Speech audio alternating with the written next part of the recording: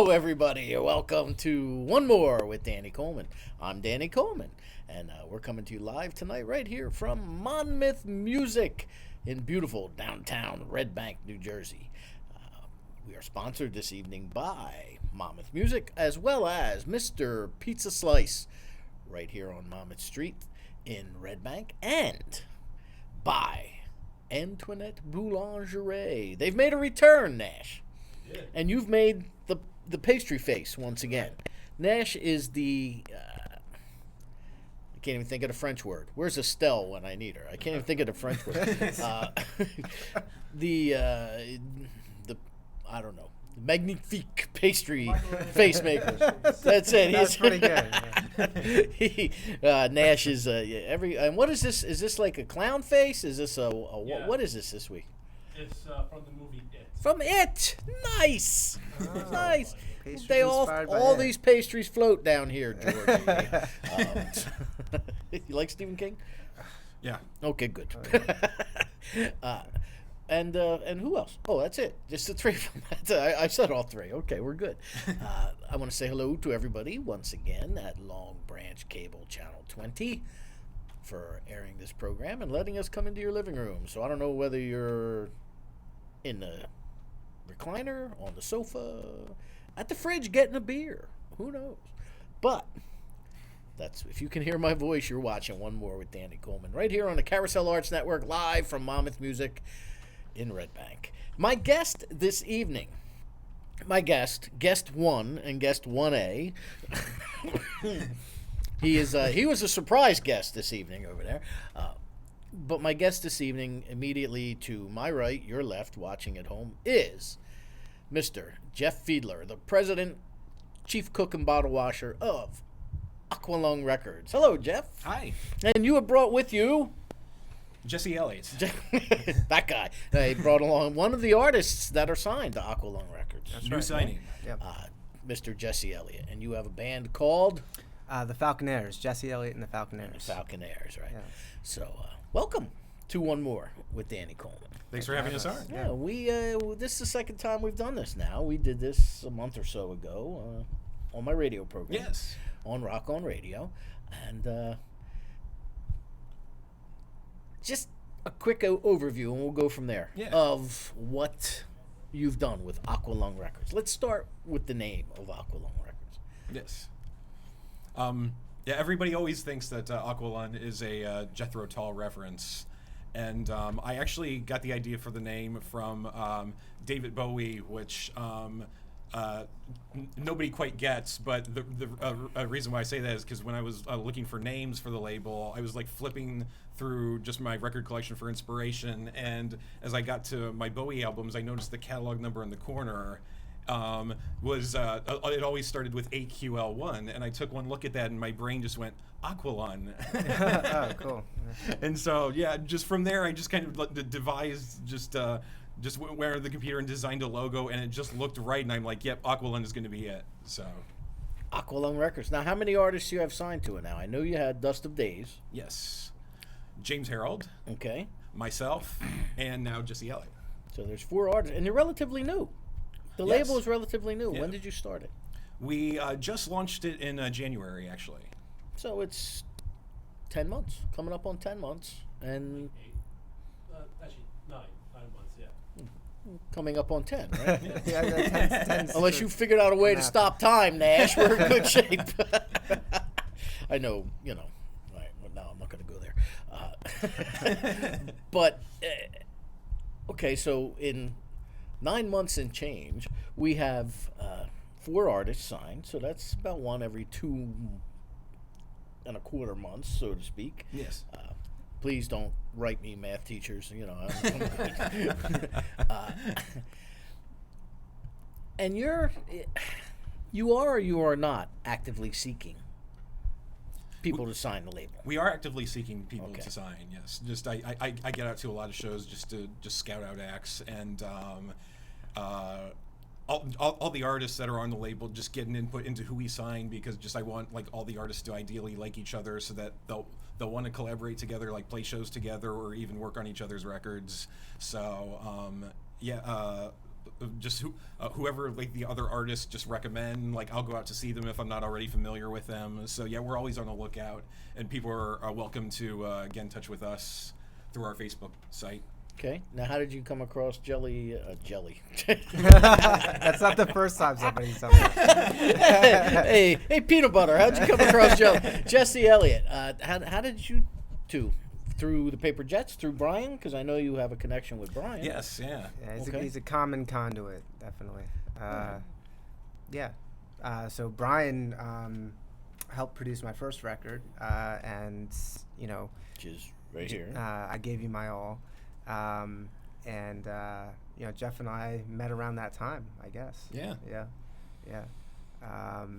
And the artists who are on the label have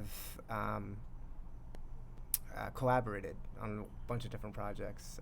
Actually, Jim Harold plays lead guitar on my first record, and Frank Lettieri of Dusted Days plays drums. Plays the drums. Okay. Yeah. Great. Fantastic. So did we have that, Nash? We're good? Okay. We'll be revisiting that shortly. Okay, so why? What? My name is Jeff Fiedler. I woke up on Tuesday morning and said, I want to start a record company. That's exactly how it happened, right? Actually, just So how the did it idea happen? for I came up with a name and a logo years back, and just never did anything with it. Just I thought about just maybe doing a label, but I just got sidetracked with other things. So yeah, it was just kind of dormant, and then I have Frank to thank for just helping me actually launch it, because he had recorded the latest Dusted Days album, Analog Mindbender, just entirely himself, and he came to me with the finished product just to get my feedback on it, and said, I want this to come out on Aqualung. At which point, like, I'd done nothing with Aqualung, so I said, really? That'd be great if it existed. But he was like, no, just like you've been a big help in just helping get this album out there. And so yeah, I took him up on it, and so yeah, I thought about it, and at that point I went to James Harold and just said that just Frank wants this album to come out on Aqualung. What do you think? And he's like, can I be on the label too? And once Jim came aboard, I was like, okay, we actually have a label here, because I didn't want it just to be for a one-off release. Like, I wanted, if I was going to start it, I wanted to build a discography and have a couple different acts, so that there would be just room to grow. So at that point, I took it more seriously, and I was like, okay, yeah, we've got a label here. And now you've got 4 acts. Yes. So, and you have a very unique concept and approach to the label as far as the benefits of the artists. Yes. Very different from a normal label. Okay. Yeah, because we've set it up just to be as DIY as the artist wants it to be. We stay out of the process creatively, unless they just actively come to us for feedback. They can make the music they want to, set their own release dates, pick their own singles, and we. But most crucially of all, we actually don't take any cut of the profit that the album makes. Whatever a profit the album does earn, we let the artist decide how that gets distributed. If they want to give some of that back to us, great, because it's money that extra money we can spend towards promotion. But we don't charge them anything in terms of a cut. Just whatever we do for the artist comes out of our own pockets in terms of promotion. So you are running a gratis record label. Yes, essentially. There's not some bean counter saying, you know what, we can't afford to give these guys an advance. There's not some bean counter saying that we can't pay these guys. Yeah. There's not some fat guy smoking a cigar in a corner. Wait, that's me. There's another fat guy smoking a cigar in a corner, saying, I'm not sure if I want to take a chance on these kids. It's you and the group of people you've surrounded yourself with who are giving artists like Jesse and Jim and Frank the opportunity to, and yourself, the opportunity to get their music distributed. Yes. More or less. Yeah. Okay? So you're not a record label in the sense that, you're putting up X amount of dollars and signing him to a contract. What you're doing is taking their product and Just promoting it yeah. and distributing it for them. Just helping them get it out and promoting it. Yeah. And you're not taking anything from the artist. Now, are you No. listening to this? Or because this is this is groundbreaking stuff, man. This is good stuff. Yeah. Do you have plans, or how would you make a profit? Down the road, because we do have a business model in place, but Okay. just we were going to grow it gradually, and because we figure there are ways, like I didn't want to charge the artist part of the profit on their sales, because just doing it this way, there's no risk for them, and I've never quite understood like how that just works on the local scene anyway, because it's not like the national market where you're dealing with SoundScan. Right. So because most of the CDs are being sold at their own shows. So yeah, I wanted to set it up so we would grow with the artists, so that eventually we will make a profit like further down the road as the label grows. Just obviously, like, you can do some merchandising. We'll have label festivals, so we can make money through that. Either renting out equipment or our help as just producers for artists who want our assistance. Okay. Now, how's that worked out for you? Now, when did you join the label, Jesse? Well, Jeff and I spoke a few weeks back. He came up to me after a show, and graciously handed me a golden envelope that invited me to join the label. So far it's been great. We've talked about plans for my next record, a couple singles I have in my back pocket. Plans I have in terms of recording those songs and the record as a whole, and we're kind of in the planning stages. I'm sure Jeff is gonna help out and provide feedback and assistance as I need in that process. And once the songs are out, I think the concept behind the label is what grabbed me most, in that it was They weren't a looking strength, to a pick your strength, pocket. yeah. Well, that's and also a strength in numbers. I mean, there's a lot of talent, out in the New Hope scene, which the artists so far are kind of from,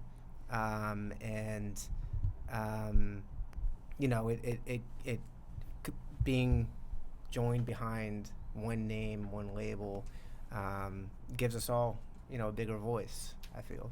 So I felt like it was a good move, and it's it's good with something new like this to keep it in the family. I feel like Jeff has done a good job in that, and keeping it within a group of people that are looking out for one another in terms of their creative pursuits. So, okay, now you're based where? Out of Washington Crossing. Washington Crossing State Park, people. You can find that. Look it up. Google it. Okay, so you're based out of Washington Crossing. On which side? Pennsylvania. Pennsylvania side. Okay. You have to ask that, because sometimes people don't think, where'd he cross? Especially since they don't really teach it in school today. Where'd he cross? So you're based out of Washington Crossing, Pennsylvania. Excuse me. And you have a strong tie to that area's music scene. Yes. New Hope, Pennsylvania, a quaint little artsy town that's got multiple venues for music and artists and crafters and food and no parking. It is hard to find parking there. Oh my God! I went to a show at Fran's. My buddy Charles Larita had finally found a bass player, and it was their first show in probably a year, because they found a bass player that they could stick with. Show started at 10. I got to New Hope at 9:30. Yeah, I good luck. could not find. The closest I found was in Triumph, and they were playing at Fran's. Yeah, you didn't get there. in And I'm time. thinking, okay, I'll take the 3/4 or mile walk, whatever it is. I don't mind doing that. Till I got out of the car. and I was in the very last lot, all the way in the back. There was me and there's 6 spots left. I got one of them. Got out of the car, shut the door, hit the key fob. Skies opened up, thunder, lightning. I was like, oh. Back in the car, see ya. Yeah. Right across the bridge, went back home. That's horrible. It was. That's not a typical. I mean, it's somewhat of a typical experience in New Hope, in all fairness. I mean, I had driven around from 9:30 until 10 of 10, for 20 minutes. Yeah. And that municipal lot closes at 11, so where am I going to park? Plenty of spots in the municipal lot because it closes at 11. So, okay, so you have your hand on, or your finger on the pulse of New Hope, Lambertville too, or no? Yeah. Yeah, Sure. yeah. Yeah. Okay. Well, you're a musician also, Yes. right? Now, do you perform out live or? Not as frequently as I'd like to, but I've played it since I was 5 years old. Actually, I've been writing songs and performing, and I don't get quite as regular as I'd like to, but I still maybe average a show every 3 or 4 months. I'll be playing again actually in December at John and Peters as part of a big bill, alongside Dust of Days. Actually, we'll also be at that show. Okay. Nice. John and Peters. Yes. Yes, you forgot. New Hope has a lot of history. Oh yeah. Oh, so both sides of the river, Yeah, sure. have a huge history. Yeah. Just John and Peters itself, the people who have come through that venue. Sure. I mean, besides me, God, I played John and Peters more times than I can count. Yeah. And they used to smoke back then. Oh yeah, I remember it. Ooh. The ceiling is. I could sit on my drum kit and touch the ceiling. That's how low I. If you were over Nash would not fit in John and Peters. Yeah. But gosh. Oh yeah. I mean, Last time I was there, Bam Margera was in there, Okay. and we know Dean Ween goes there sometimes, Sure. but who else? Who's been through there? George Thorogood, Commander Cody, Oh, yeah. a lot of the folkies Jesse from Winchester. the '60s. Yeah. That Came through there. people love to play that place. I mean, it's a Yeah. great vibe. It's incredibly small, but it's a great vibe, and you have that. You have Havana, which has national acts directly across the street. Right. Yeah. A little further down the road used to be a place called Chez Odette. Or Odette, Chez Odette, which rose to prominence and fame when the NBC news anchor, Jessica Savage, drove her car into the canal and drowned. Oh wow. Did you know that? No, I You did didn't not know that. Did you know that? Yeah. Yeah, you knew that, right? Yeah, Jessica Savage. She used to be a local anchor on KYW Channel 3 out of Philadelphia, and finally got her big gig. She was the NBC nightly news anchor woman, and she came out of Chez Odette, and it was a rainy, foggy night, Wow. and she made the wrong turn and went into the canal and drowned. It's horrible. Some of the New Hope stories, Yeah, sure. Yeah, it's got all its kind of ghostly, ghastly stories over there. And Lambertville's no better. Lambertville, that's where I used to do the radio show from. Apparently, there were 2 murders in that building back in the 1800s. Were there really? Yeah. Wow. Somebody did not like a decision, because that was the old courthouse for a while. Somebody didn't like the decision of a judge and overpowered one of the lawmen in the court and took his gun and shot the judge in this very room that we did the radio show from. Wow. Yeah. So it's full of all kinds of history and Yeah, things like yeah. that, and it's got this thriving, vibrant music scene. Sure. Yeah. So you should have no trouble just waving cards around and having people come to you, or are you finding it difficult? We've like I said, I've just been getting out to shows as often as I can, just to scout out acts that I'd like or have been recommended to me. And yeah, there's always just a couple shows going on any given weekend in a New Hope. Oh, everywhere. Especially like you say with John and Peters and Havana, Triumph, Carlos, the Logan Inn, Yeah. the list of Franz. I mean, it just goes on. And Bucks County Playhouse now is doing something on Thursdays, I think. Yes. Oh, But So yeah, there's definitely a lot of just acts out there to see, and so I've been doing a lot of networking, and just been slowly trying to build the roster, and should hopefully have even more acts to announce before the end of the year. Which is the key. Yes. Networking. Yeah. So, just like we networked, right, Nash? We networked with Mr. Pizza Slice. Right. That's right. A Red Bank institution with a new vibe. For over 45 years, Steve operated Mr. Pizza Slice. Did you know Steve? No. Did anybody in this room know Steve? Okay, well, we'll have to take their word for it. Steve operated Mr. Pizza Slice right here on Monmouth Street in downtown Red Bank. The new owners have kept 100% the original pizza, which was called Steve's Original Pie, as well as the signature Italian hot dog and French fries. New additions include pizza with various toppings that can be ordered by the slice, hot and cold sandwiches, and smaller appetizer dishes. They've kept a lot of Steve's feeling there, and they've added classic video game machines, delivery to America. Basically, yeah, we're just here to help the artist, and we'll all grow together. And you're an all-around music service Yes. for independent original artists, people like Jesse. And right now, the only thing you take is that somewhere on these it says Aqualung Records, right? Yeah, that's the only thing we request of the artist is just a willingness to put the Aqualung logo and a catalog number on their records. Beyond that, just that's all we ask. Beyond that, you are just providing a service and literally taking nothing in exchange. Yeah, we just want to just take music that we like and want to expose to a wider audience and just help you make that possible. Now, being a musician yourself, okay, you play what? A little of everything, mostly guitar. When I play live, and piano, drums, bass. Okay, so you play a multi-instrumentalist. Yes. Okay, you're a musician, so you've been on both sides of the fence, so to speak. You know, you've seen what used to be major record labels do to indie artists.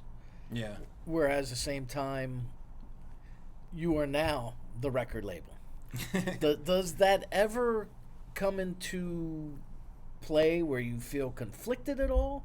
Because you know what has been done in the past and you're trying at all costs to avoid that, but yet you still want to maintain some semblance of, I don't want to say authority because that's not right. You're not the authoritative, thing, but because you're really offering a lot of free guidance here. Yeah. So how do you push let's say a musician comes to you. Yes. And says, Jeff, I want to be on Aqualung Records and I want to do this, and this. And some of that you're not so sure about. How do you handle a situation like that?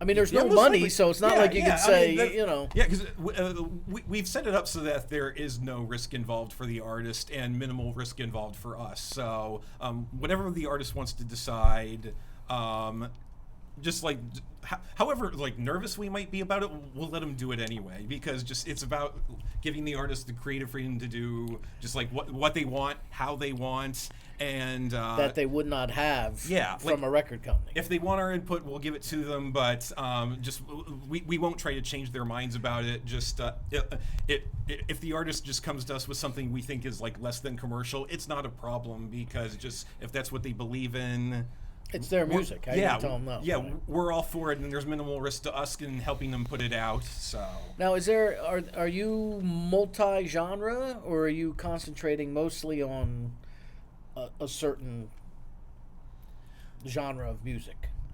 And what I mean by that is, if a rapper came to you and said, I want to be on your record label, I mean, what do and then the next thing you know, an Americana artist comes to you and says, I want to be on your record label. Yeah. How do you meld those two? We'd absolutely be open to that. There's actually a couple acts I'm just hoping to assign to the label that do come from different genres. At the moment, we're mostly pop rock. Jesse's a little bit folk. We have Dust of Days that's a little more hard rock. So we have a little bit of variety at the moment. But just, if you wanted to bring somebody in who was really like left field, whether you're talking about somebody like rap, classical, jazz, whatever. Metal, yeah, something metal, thrash metal. We're I mean, open to it. I love all kinds of music. So yeah, so long as I enjoy the kind of music you're making, and the other artists on the label also enjoy your music as well, you're welcome. Is that a what's the word I'm looking for? Boy, I'm really drawing blanks Requirement? tonight. Just no. Well, yeah, okay. Let's go with that requirement.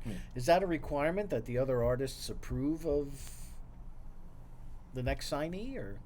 Yeah, we do solicit their input because Okay. yeah we want to make sure because having been a performer myself, like I've played a lot of shows in the past where you do have a lot of acts that have no relation to each other stylistically. So Right. I've played a lot of shows where just one audience will leave immediately after one band's done because the next band is not their kind of music. So yeah, we wanted to be sure that just the acts we do sign at least admire each other so that they are comfortable with at least playing shows together for when we do get big enough to hold Aqualung festivals, and potentially even want to collaborate with each other as all the artists currently on the label have. Yeah. Okay. Yeah. So it's like a big commune.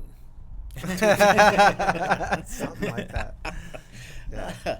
So, okay. So I mean, and I understand that. So you do kind of, although you're open to everyone, Yeah. they've got to fit with what you've already got, so to speak. Yes. Yeah. Okay. All right. Just wanted But everybody involved in the label, like we do love having people, as we currently do, just who just have an appreciation for music in general and have very eclectic tastes. So when I first got Frank and Jim involved, and they both signed to the label, I had them put a wish list together of artists that they would like to see us look into having them join the family. And yeah, those lists were all over the place themselves. So I was like, yeah, like we're all thinking along the same lines here. Okay. You know, for years they used to. Record companies would do that. You know, they'd send their major act out on tour, and then they'd find a supporting act that was similar in genre. But like in the '60s and the '70s, it was the opposite. They'd send, Yeah. you know, I mean, that's how Led Zeppelin winds up opening up for Vanilla Fudge. Yeah. You know, I mean, although they were somewhat similar, Vanilla Fudge was, incredibly popular, doing remakes of Motown tunes and things, and here comes this blues band that's just loud and, raucous. So there's kind of an opposite thing there. My friend Lisa Bouchel, who Mario Yeah. knows, Lisa, she's kind of poppy Americana, got a great sound, she went on tour with Meatloaf and then with Ted Nugent as the opening act. So between her and Ted Nugent, you can't even go to further ends of the Yeah, spectrum, yeah. But she said people loved it. Sure. People were going crazy, Frank Zappa and Tom Waits. Yeah, go Right. figure, right? Yeah. I'm interviewing tomorrow. I have to interview Frank Zappa's one guitar player, Really? Ike Willis. Oh wow. Yeah, Very he. cool. I've already interviewed Terry Bozzio, which was really cool, being a drummer. Yeah. And Underrated drummer. yeah. Oh, Terry. Yeah. Oh yeah, Terry. The man's got more letters behind his name from things he's done in music. Yeah. PhDs and ABC and DEF. I mean, he's very incredibly gifted and schooled, educated. So,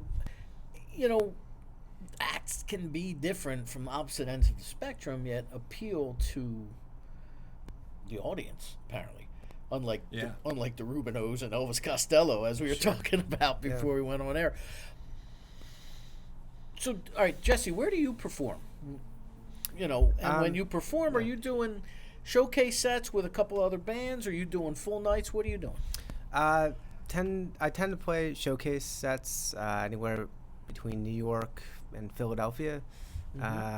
So we get up to Rockwood Music Hall. We've played the Bitter End. We'll get out. Love that club. Yeah, the Bitter End's great. We'll get out to Asbury. We've done Wonder Bar and the Saints. Like we were talking, we'll do New Hope, New Brunswick, the Court Tavern. We just kind of circle around. We've gone as far out as D.C. as far north as I guess Connecticut. I can't even remember the venues up there. But we get it. Northeast, and tend to be showcase shows. Yeah. Okay, so what's Jesse Elliott's goal with his music? Is it to be a headline act, filling up football stadiums, or is it to be licensing, or is it to just get on a bill and see the country? Yeah, I mean, and so far, with the release of I Gave You My All, I've got a taste of the music business for the first time, in terms of touring. The business side? Okay. Yeah, in terms of touring, in terms of promoting the record, getting it on radio. I got a taste for it all. My ultimate goal with music is to explore songwriting, to keep growing as an artist, to write songs that other people can connect with. I think, as any artist does, sometimes you doubt yourself, but I do feel like my music is filling a need, a sort of niche in at least our local community. Somewhere between REM and Elvis Costello. I'm not hearing much of that. Somebody called a song, "Gotta Get Over It," punk folk, recently, which was, which was a cool thing. So I don't feel like I'm being redundant. I don't feel like I'm, a derivative. I try to, move music forward, and then, lend my own perspective to it. So I don't know if that answers your question, but I'd love for my songs to be on some film. I'd also love to play a football stadium someday, but Well, see, now you are what I consider a younger artist. Yeah. People in my age bracket, between 100 and dead, they go for mostly licensing agreements. Yeah. I have several friends who've had multiple songs in television shows, Sons of Anarchy, Justice, Sure. Deadliest Catch, cable channels. But you know what? Cable channels are what people are watching today. Sure. The sitcoms and the shows that used to be on the big three networks aren't getting the views that they are from Netflix. They're not getting the views from A&E or HBO or so on and so forth. Yeah. So getting your music into those kind of shows is not a bad thing. No, yeah, and publishing is, especially with this next record, I'm interested in learning more about that whole piece of the industry. Okay. And that's the great thing about Aqualung, in that Jeff has experience with that. Frank Lettieri, we all.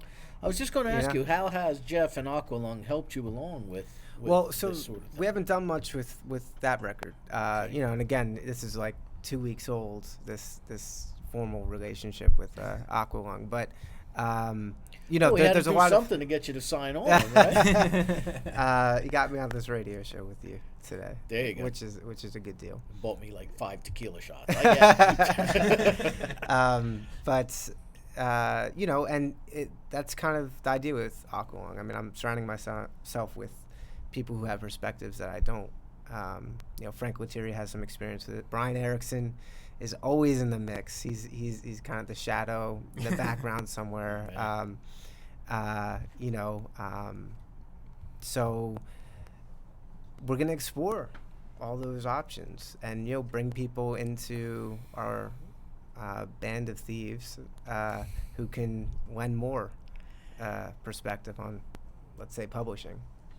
So now, if Jesse has an issue or a question, and it's he reaches out to you, he wakes you up at 3 o'clock in the morning.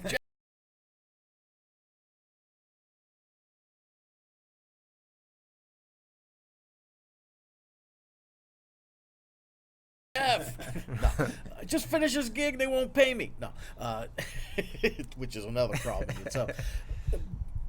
So he reaches out to you and says, Jeff, you know what? I'm stuck here. I don't know which way to go. What do you think? And you and your crew are somewhat like counselors, advisors as well for artists. And go ahead. Yeah, actually, just what one of the roles that Jesse had actually just asked that I just play as this record comes along is that just wanting me just to give him dates to just shoot for. Yeah, just like target dates for just getting certain songs done, just to help keep the process going so that you don't fall into ruts. And that stuff continues to be made so that you'll eventually have the album done without the process dragging on too long. Now, what would you classify as a rut? I mean, I know what I would think, being a musician myself, but watching Game of Thrones instead of Instead of writing listening instead to of, that, instead of writing a song. That's darn cable shows. Yeah, just Yeah, what a keeping quandary, keeping one 'cause another if you motivated. got your music in Game of Thrones, I might have a song Then you or might have two to watch. along those lines. Yeah. Something to shoot for. of course, it'd be done Something on like to a shoot for. lute and a pan flute or something. Yeah. A Middle Eastern oud. So you're there to kind of. Bill Cosby used to do a comedy routine where we talk about his kids, and when his wife would get mad, he said, "My job was to be the goalie, just kind of kick them back in play as she was, being the disciplinarian." So that's kind of your role, right? Is to just kind of kick them back in the right direction if they come to you with an issue. Yeah, I mean, make a point of trying to stay as hands off as the artist wants. But yeah, if they come to me for something, I'm there with whatever help they need. With Frank's record, like I said, he had recorded all of that in advance, but then before he actually put it out and we got it mixed and mastered, he was unsure about the sequencing, so that was where my input came in. Just I helped him kind of reconfigure some of the tracks around into the order they ought to be in. But that he was unsure about. But once we figured that out, the album just moved along right from there. And I'm going to talk in a second about that. Right after I talk about these magnificent pastries, I want to talk about another thing that you've got yourself involved with, and that is that podcast that you do. But right now, we're going to talk about Antoinette Boulangerie, who specializes in creating delicate and sophisticated works of art using only the highest quality ingredients. Located right next door here at 32 Monmouth Street in the heart of downtown Red Bank, they're a fully operational bakery with all of the baking done on premises daily. In addition to their handmade variety of croissants and Danish, Antoinette's offers a dizzying array of traditional French pastries, macaroons, cookies, and savory treats. You can find them at AntoinetteBoulangerie.com. And Boulangerie is BOULANGERIE.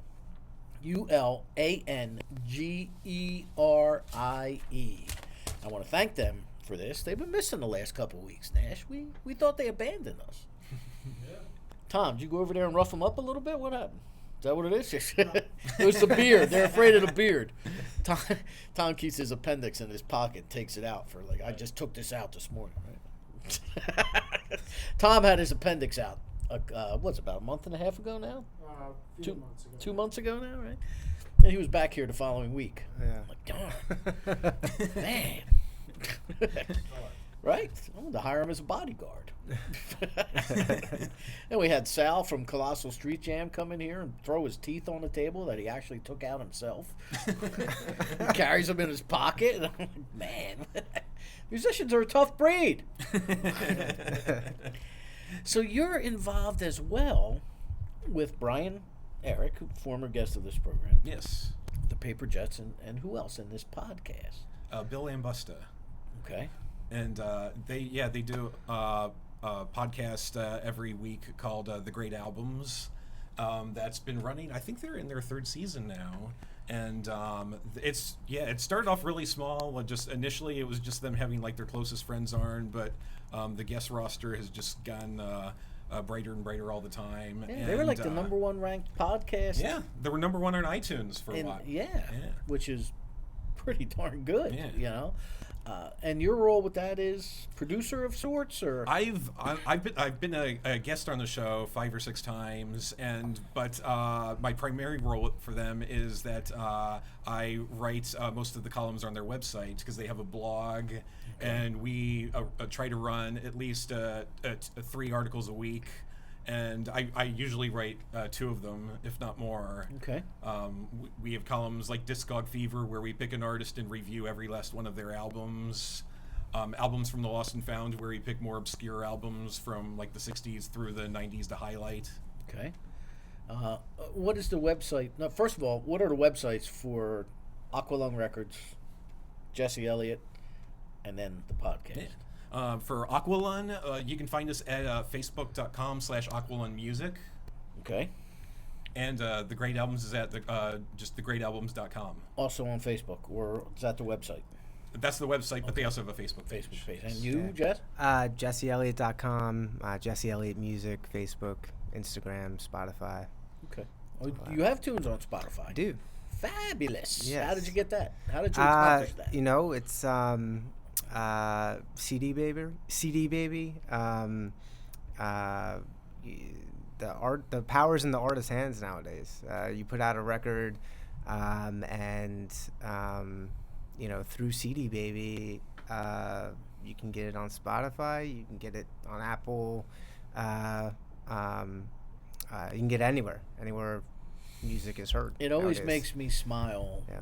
when I'm looking at the Facebook news feed, and I've seen over the last couple of years, I've seen multiple artists who are either friends of mine or former guests of one of my programs, and they post that they were in the grocery store and heard their own music come over the Yeah, you know, sure. the PA system. Yeah. Or in a casino and they've heard their music come over the PA system. Yeah. You know, it's got to be a thrill. I don't care. You know, I don't care whether you're an established, you know, whether you're like Mick Jagger or you know, if you hear your own music, you gotta, in a place you don't expect it, of all things. Yeah. You know, Yeah. it's kind of neat. Yeah. You know, Anybody can listen. Anybody can find you. have you heard your own like that? Have you been accidentally exposed to yourself?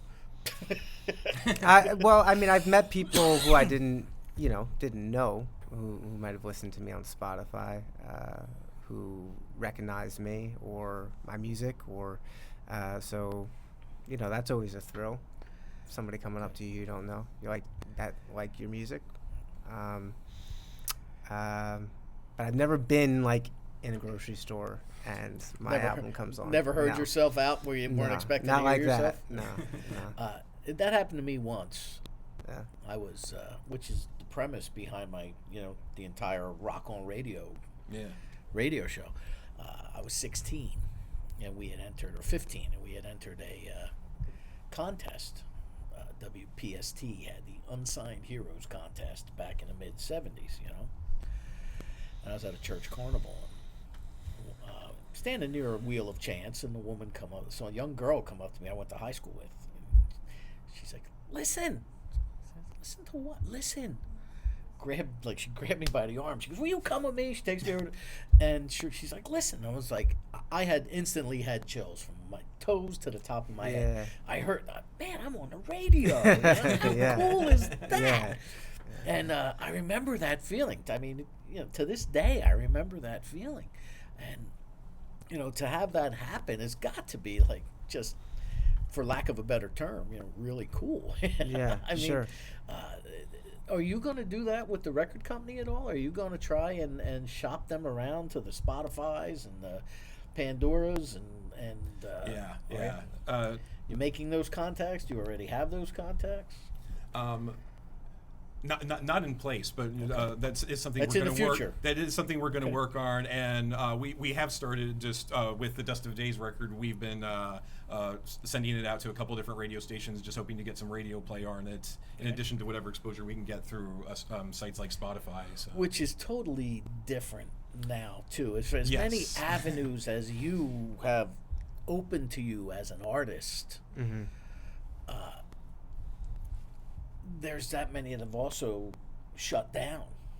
Yeah. You know, years ago you could take your music on a cassette or some sort of recording that you had done, you could take it to a college radio station and say, I want you to play this. Or somebody had a friend who had a friend that knew the DJ. All right, I'll give it a shot. You're familiar with Philadelphia radio, being Yes. from where you're from, right? Michael Tierson. You know Michael Tierson, legendary.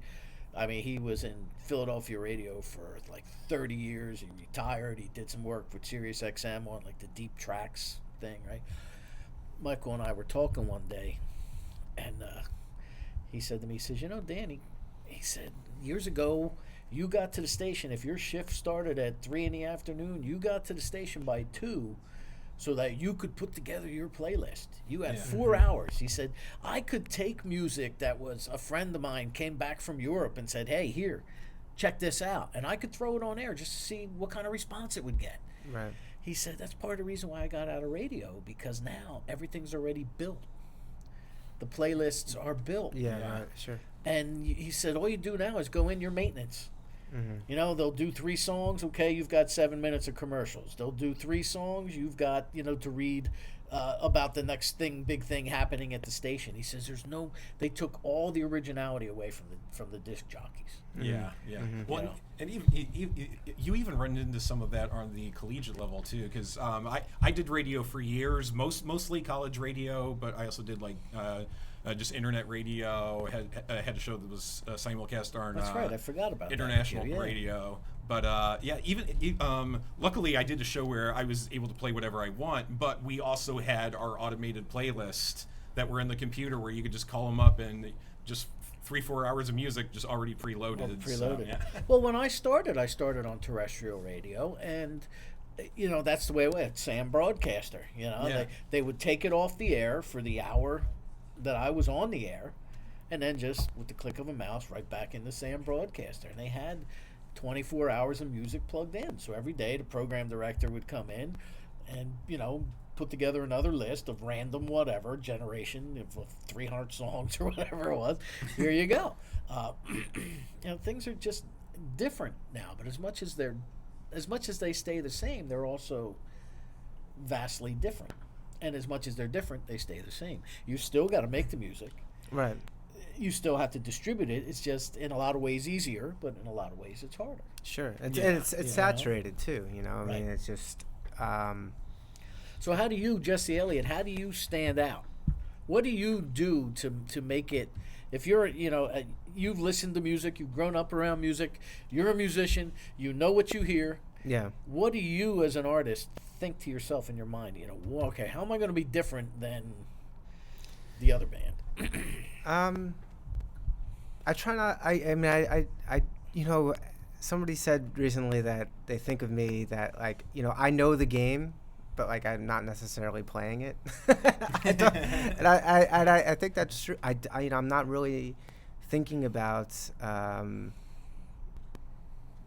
what it is I'm trying to do or trying to put out. I'm trying to be genuine. I'm trying to produce something authentic that is not redundant or that's speaking to all of the artists that I love.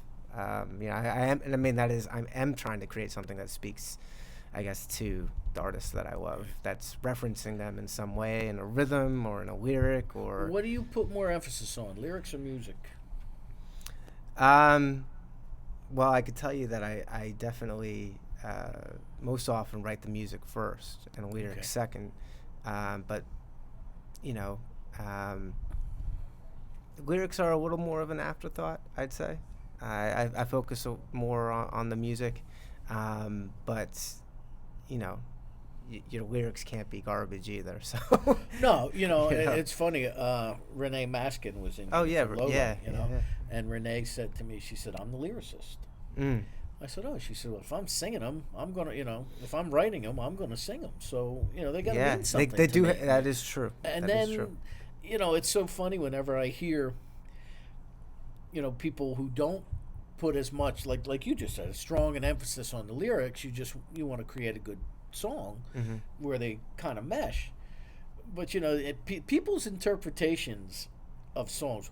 One of the one of the ones I think that was the most misinterpreted, and until she basically literally came out, was when Melissa Etheridge, Yes. like The Way I Do. Everybody thought she was talking about a guy, and she was talking about a woman. Mm-hmm. So, people are gonna think whatever they want. Well, that's true. You could write this really deep lyric, but all the while you're writing it, thinking, "Boy, I wish I had a cheesesteak." Yeah.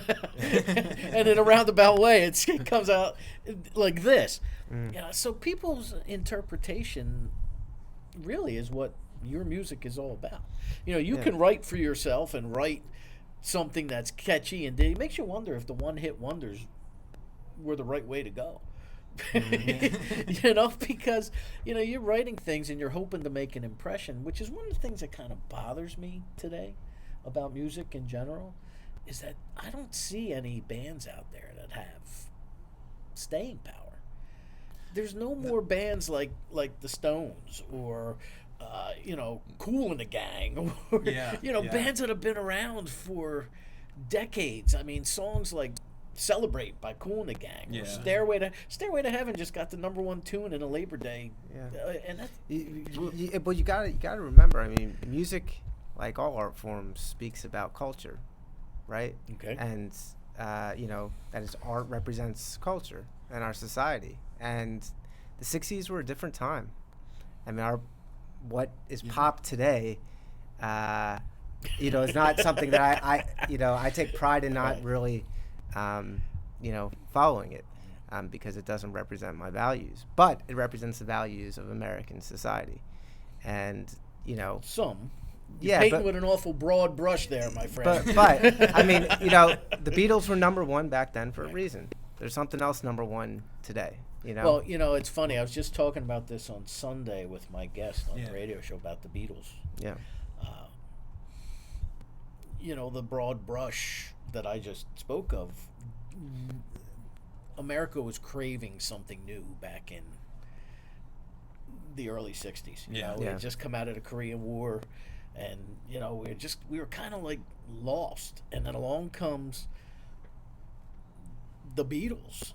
They dethroned Elvis, and they dethroned, the Buddy Hollies, and they people were, Buddy Holly had been dead by then, but they come along with this new sound, and it was new, and it was just like when Elvis was gyrating his hips and they couldn't show him from the waist down, on television.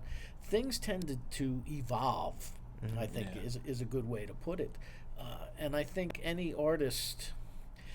I had said this last night because my guest was one of his big influences were the Beatles. They were together for 7 years. 7 years. Yeah. I got socks older than that. You know what I mean? 7 years. Look at all they did. But they put out like 7 different albums. Yeah. The White Album is different from Sgt. Pepper, and that's different from A Hard Day's Night. And it seems like they just kept evolving.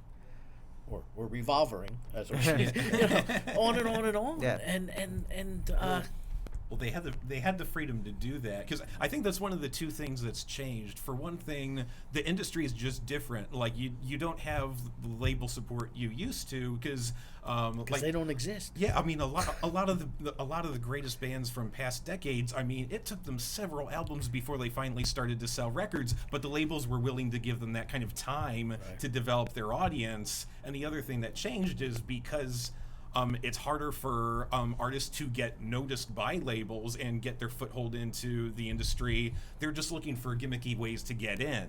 And so for that reason, you get a lot of acts that are more novelty than will be longer lasting. Well, you did that, back then you had acts like the 1910 Fruit Gum Company, and but then you've got, and some of them are still touring today. Yeah.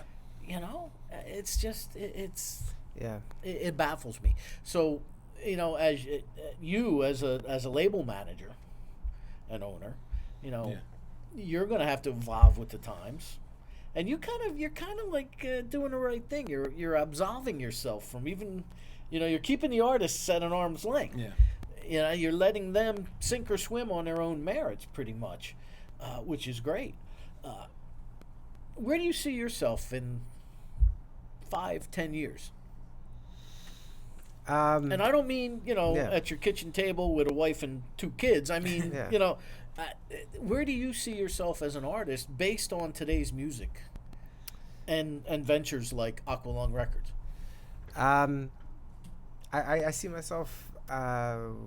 Music's always going to be a part of my life.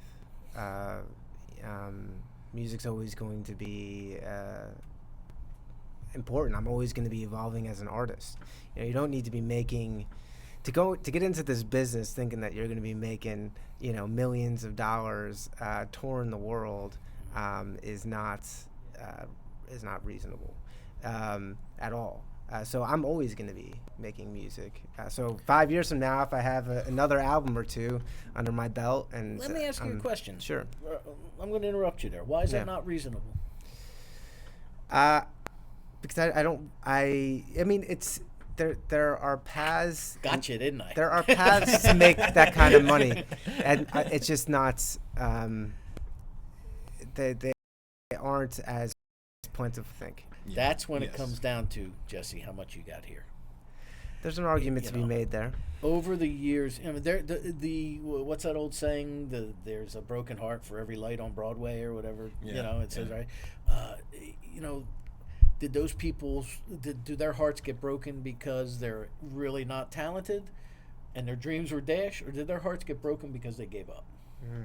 There's also the argument that there's the right place, right time. Well, and if I, as an artist, start thinking about things like what's gonna make me the most money, or get me the most fans, or you're running down a rabbit hole that's gonna poison what it is you're supposed to be creating. I mean, that's not. I get it. You know what I'm saying? I know what you're saying, and I understand that part. But I mean, there's a balance. You're right. I mean, I think that it comes from you. What you're willing to do. What you're willing to sacrifice. Yeah. How many stones. Yeah. You're willing to continue to turn over instead of leaving unturned. Sure. Go ahead. Well, and this is one of the reasons that I wanted to set up the label, because I know that process is so hard for individual artists, and it's hard for individual artists to get noticed because any band in and of itself is not necessarily newsworthy, but just with you group acts together, and if everybody's under a common umbrella, it's easier just for everybody to get attention, because you do have brands that you can promote everybody under, and people do the bigger the label, the more seriously it gets taken by radio programmers. Of course. For better or worse, but that's that, and that is like anything else. But the only way you get that exposure is to keep going. Yeah, absolutely. No, you need a backbone, right, to be playing music. Yes, and a lot of thick skin. You do.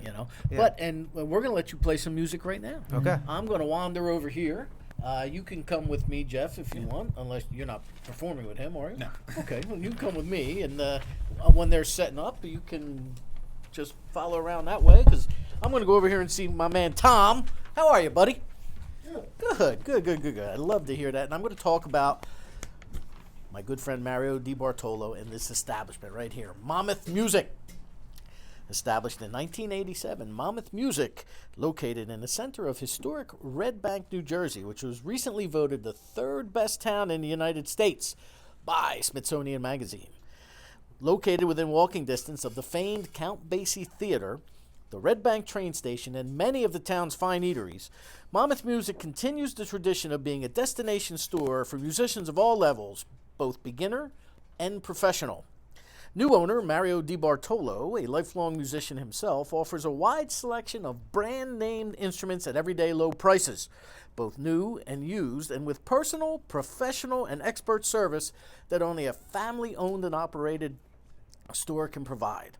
Does the neck on your guitar or banjo need repairing? How about the valves on your saxophone? Do they need to be refitted? Regardless of what day it is, bring your instrument to Monmouth Music for quality repairs, and you'll enjoy prompt service from a team of repairmen who are always available. Now, again, tonight, my guest was Jeff Fiedler of Aqualung Records, and he's brought along with him this young artist, fantastic player by the name of Jesse Elliott, and he's going to give us some tunes right now. There you go, Jess. song's called I Gave You My All.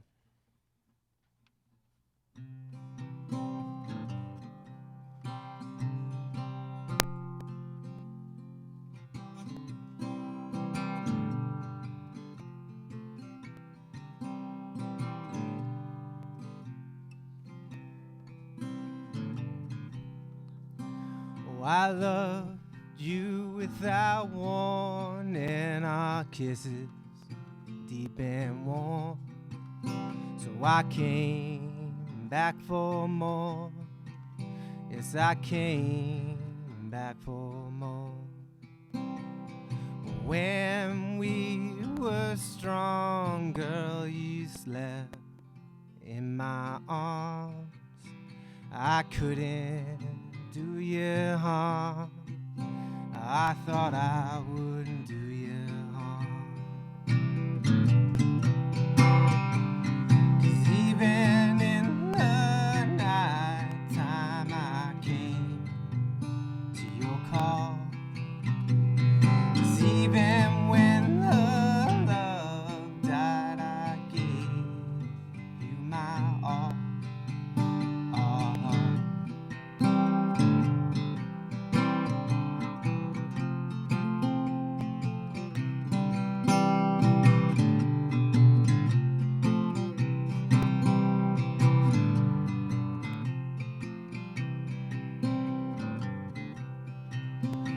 Oh, but now that we're older and love is taking its toll, you still got my soul. Yes, you still have my soul. 'Cause even in the night time I came to your call. 'Cause even when the love died, I gave you my all.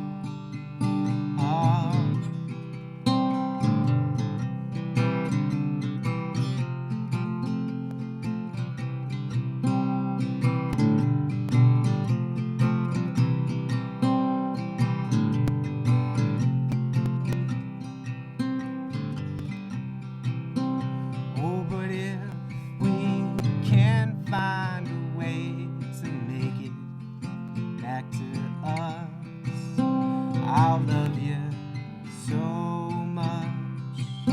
Yes, I'll love you so much. 'Cause even in the night time I came to your call.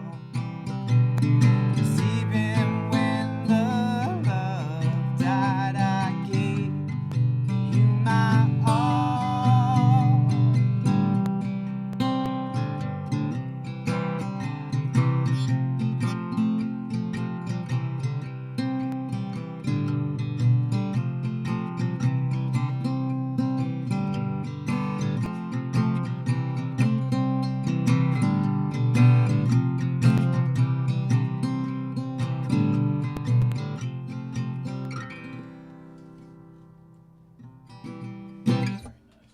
Thank you. This is a newer song. It's called I Need a Girl.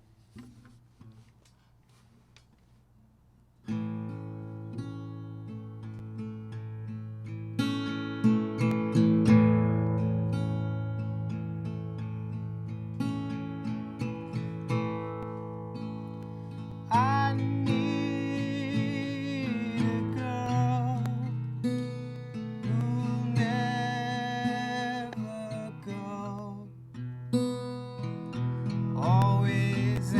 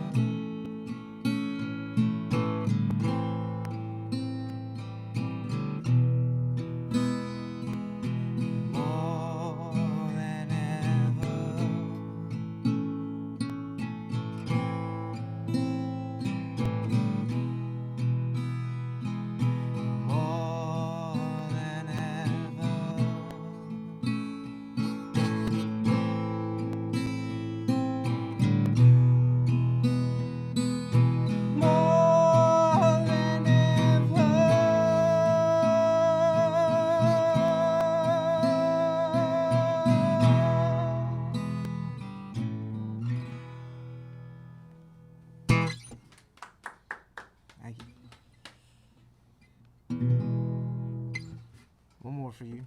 It's called Sad Anymore. I'll get along alright with or without you by my side.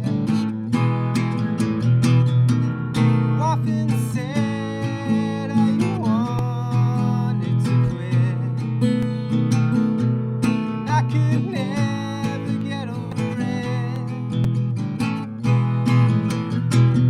So we dug in, but you're right in the door, and I don't wanna see you sad anymore. If you wake up in the night and I ain't by your side, you feel much better than you feel right now. You just need to get out. I might not get over it, but you're still gonna have to go, 'cause I don't wanna see you sad anymore.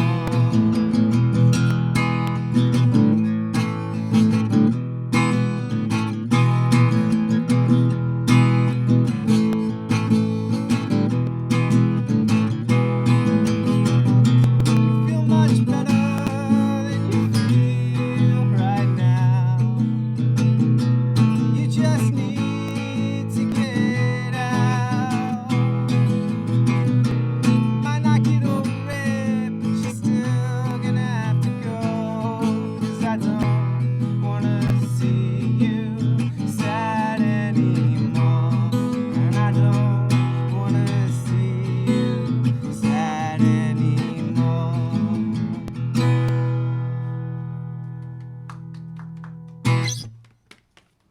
Thank you, Jesse. Thank you.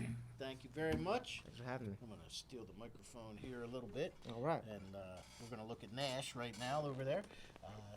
Again, tonight, thank you, everybody, for tuning in.